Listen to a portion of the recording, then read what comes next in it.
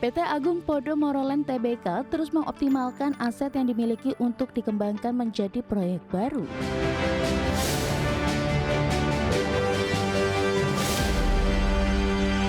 Pemirsa emiten properti PT Agung Podomoro Land Tbk terus mengoptimalkan portofolio aset.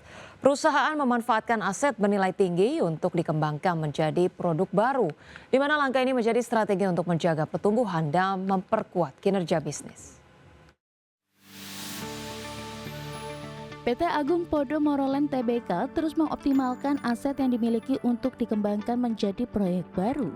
Strategi ini dilakukan melalui monetisasi dan reposisi aset agar memberikan nilai tambah yang lebih besar. Perusahaan menilai aset properti yang telah matang memiliki potensi untuk mendukung ekspansi bisnis ke depan. Salah satu langkah yang dilakukan adalah divestasi aset seperti mal dan properti komersial. Contohnya pelepasan kepemilikan di Park Mall Medan yang menjadi bagian strategi monetisasi. Langkah ini memberikan dana segar sekaligus memperkuat struktur keuangan perusahaan. Strategi optimalisasi aset terbukti mendorong kinerja keuangan perusahaan pada kuartal pertama 2026 APLN mencatat pendapatan sebesar 2,9 triliun rupiah atau tumbuh lebih dari 200%. Kedepan perusahaan akan menjaga keseimbangan antara pengembangan proyek baru dan optimalisasi aset existing. Strategi ini dinilai penting untuk menjaga arus cash dan pertumbuhan berkelanjutan.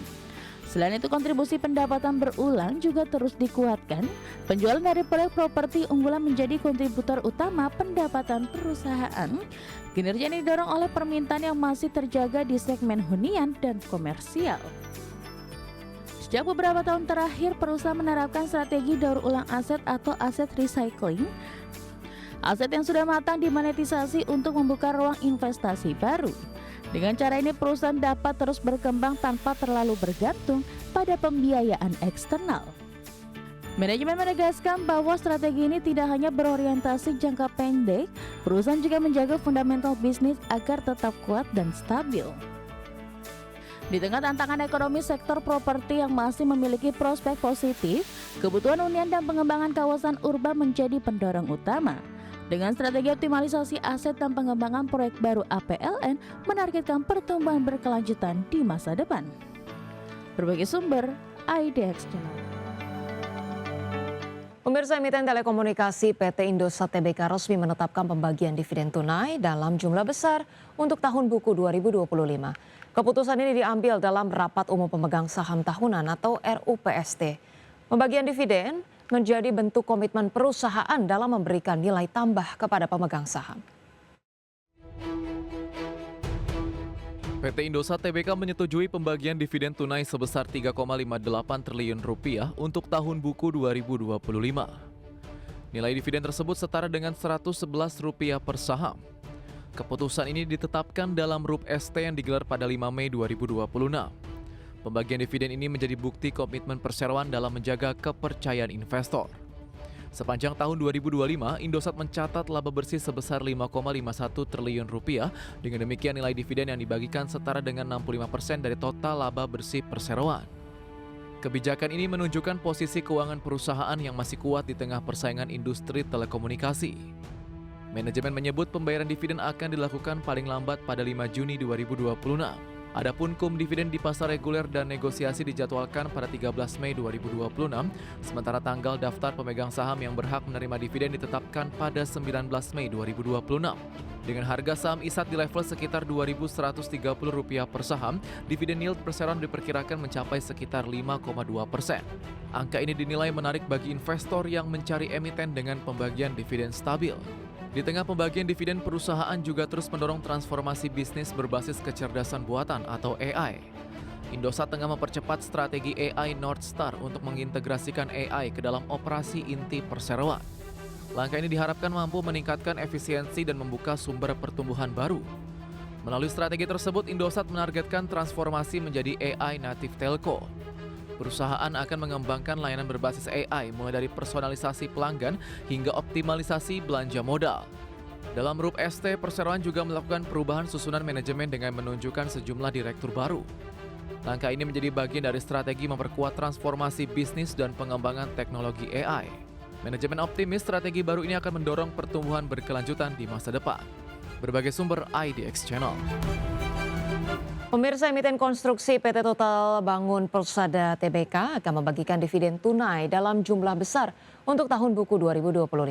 Pembagian dividen ini telah mendapatkan persetujuan pemegang saham dalam Rapat Umum Pemegang Saham Tahunan atau RUPS. PT Total Bangun Persada Tbk akan membagikan dividen tunai sebesar Rp375,1 miliar dari laba bersih tahun buku 2025.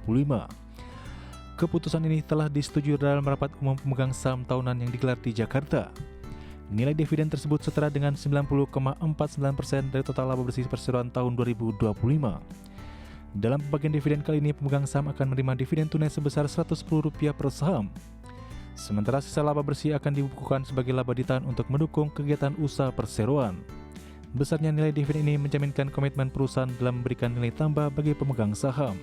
Manajemen menyebut pembayaran dividen tunai kepada pemegang saham yang berhak akan dilaksanakan paling lambat pada 5 Juni 2026. Adapun kam dividen di pasar reguler dan negosiasi dijadwalkan pada tanggal 18 Mei 2026. Pembagian dividen didukung oleh kinerja keuangan perseroan yang tumbuh positif sepanjang tahun 2025. Laba bersih TOTL tercatat meningkat lebih dari 56% secara tahunan menjadi Rp414,5 miliar. Sementara pendapatan perseroan juga tumbuh hingga mencapai Rp3,9 triliun. Selain menyetujui pembagian dividen, RUPS juga menyetujui perubahan susunan direksi dan Dewan Komisaris Perseroan. Perubahan ini menjadi bagian dari strategi penyelenggaraan organisasi untuk mendukung pertumbuhan bisnis ke depan. Manajemen optimis kinerja perseroan dapat terus terjaga di tengah persaingan industri konstruksi. Hingga awal tahun 2026, perusahaan masih aktif mengejar kontrak baru di berbagai sektor konstruksi, gedung, dan infrastruktur. Strategi efisiensi dan selektivitas proyek juga menjadi faktor penting dalam menjaga profitabilitas. Dengan fondasi keuangan yang kuat, TOTL menargetkan kinerja positif berkelanjutan. Pembagian dividen dalam jumlah besar menjadi sinyal positif bagi pasar terhadap kondisi keuangan perseroan. Berbagai sumber untuk IDX Channel. Pemirsa, pemerintah menyiapkan tambahan stimulus untuk menjaga momentum pertumbuhan ekonomi pada kuartal kedua 2026 di tengah tekanan global yang masih tinggi. Menteri Keuangan Purbaya Yudi Sadewa mengungkapkan salah satu kebijakan yang disiapkan yakni insentif PPNDTP untuk pembelian kendaraan listrik, pemberian kredit bagi industri berorientasi ekspor melalui Indonesia Exim Bank dengan pembiayaan berbunga rendah bagi eksportir. Pemerintah tengah menyiapkan berbagai skema stimulus tambahan pada kuartal kedua 2026 demi menjaga momentum pertumbuhan ekonomi tahun ini.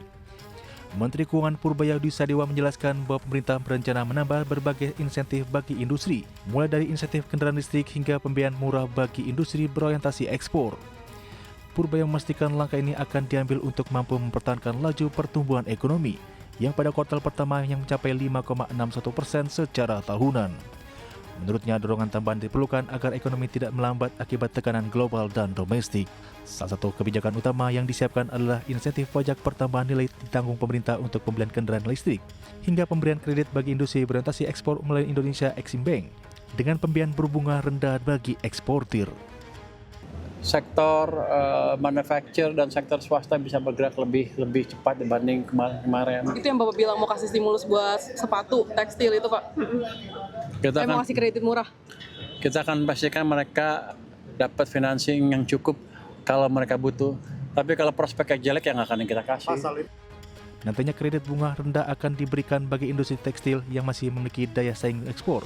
Pemerintah juga akan menjaga daya beli masyarakat, memastikan likuiditas tetap memadai, serta memperkuat pelindungan pasar domestik agar pertumbuhan ekonomi tetap terjaga secara keseluruhan. Dari Jakarta, Raharjo Patmo, Tim Liputan IDX Channel.